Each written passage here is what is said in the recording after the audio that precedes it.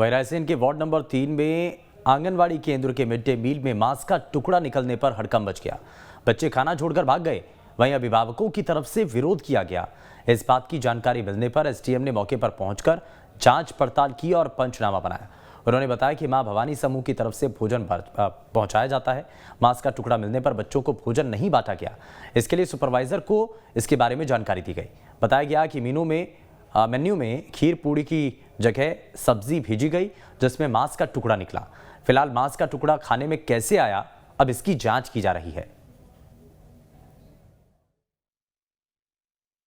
सबसे बड़ा दिन माना जाता है हिंदू धर्म में मंगलवार के दिन किसी एक आंगनवाड़ी में मांस प्राप्त हुआ भी खाने में मुझे जानकारी मिली। इस पे महिला बाल विकास की जो अधिकारी हैं उन्हें ध्यान देना चाहिए। सभी आंगनवाड़ियों को, एक ही आंगनवाड़ी नहीं, सभी आंगनवाड़ियों पे ऐसे ध्यान देना चाहिए कि सभी प्रकार अच्छी प्रकार से भोजन मिले और सभी को उसका जांच यानी खाने की जांच की जाए। उसके बाद आंगनवाड़ियों में खाना दिया जाए।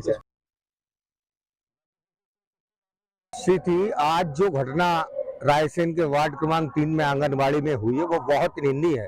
भाजपा का चेहरा उजागर करने की दृश्यता दिखाता है आज का जो आंगनबाड़ी में कृत हुआ है, जहां एक और अधिकारी 31 की गुमारी में है, जो 31 का सेलिब्रेशन करते हैं, मांस मदिरा का सेवन कर रहे थे, उसी का हिस्सा आज बच्चों को परोसने का काम उस आंगनबाड़ी में हुआ है। आंगनबाड़ी केंद्र क्रमांक 1 पर ये सूचना प्राप्त हुई थी कि आज जो सब्जी बनती है आलू टमाटर की, उसमें चिकन का कुछ जो है ना हिस्सा उसमें डाला हुआ है। मुझे जैसी सूचना प्राप्त हुई मैं तत्काल वहां मौके पे गया। मैंने भी ये पाया कि जो सब्जी है, सब्जी के अंदर चिकन का टुकड़ा उसमें डाला हुआ था। तत्काल मैंने पंचनामा बनाया और संबंधित के खिलाफ कार्रवाई करने के लिए डीपीओ को एक प्रतिवेदन भेजा है। संभवतः डीपीओ उस पर तत्काल कार्रवाई भी कर रहा है। अब बढ़ती ठंड को देखते हुए भोपाल के स्कूलों के समय में बदलाव किया गया। अब सभी स्कूल सुबह 9:30 बजे से शुरू होंगे और सभी शासकीय अशासकीय स्कूल आंगनबाड़ी सुबह 9:30 बजे से ही शुरू होंगे। भोपाल के कलेक्टर नवालिया ने यह आदेश जारी किया है।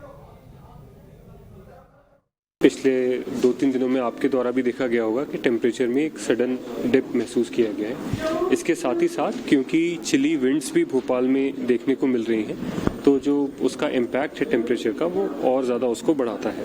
इसी को देखते हुए जो स्कूल के टाइमिंग्स हैं वो आगामी कुछ दिनों के लिए अभी जो सिंगल शिफ्ट में स्कूल्स चलते हैं उनके लिए 9:30 बजे का समय किया गया है, और जो स्कूल्स डबल शिफ्ट में चलते हैं, क्योंकि हमारी मंशा ये है कि बच्चे शाम को भी समय से अपने घर वापस पहुँच सकें, इसलिए उनका समय जो है वो 9 बजे से किया गया है। वहीं रायसेन में भी शीतलहर और कोहरे ने लोगों की परेशानियां बढ़ा दी हैं। पिछले 3 दिनों से जमकर कोहरे का कहर देखने को मिल रहा है। घने कोहरे के चलते विजिबिलिटी बेहद कम हो गई है। अब ऐसे में सड़कों पर चलने वाले लोगों के लिए भारी परेशानी बढ़ती हुई नजर आ रही है। ठंड से बचने के लिए लोग अलाव का सहारा ले रहे हैं। शहर में न्यूनतम तापमान 7 डिग्री तक पहुंच चुका है।